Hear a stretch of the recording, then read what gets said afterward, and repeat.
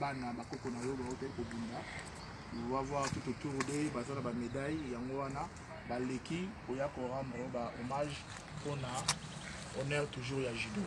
Encore une fois merci. Yango toye ko s'incliner encore une fois devant toi pour na oyo nyonso tikali ko sala pour na biso.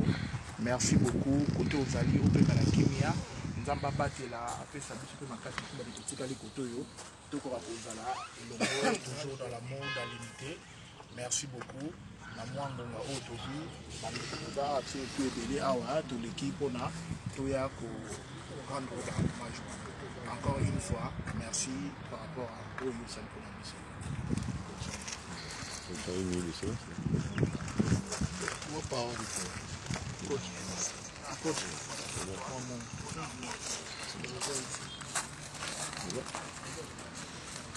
Merci nous toi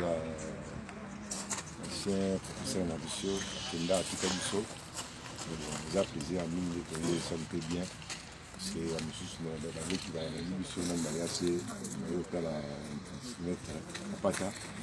Le match s'est fait tout ça là, une silence. Maître Nana Lupa, Biso Bakoko Nao, tout à l'heure, tout le monde, merci au Salam Nation. C'est le lot Bakoko no Bazabo parce que on dit mal que c'est sacrifié jeunesse pour nous surtout ça le bien. Donc merci encore tout petit kalaka jamais Congo ça. Si nous l'équipe n'a pas notre boy tout les caca on a tout incliné la tombe là tout signe chouchou. Merci que ton âme repose encore.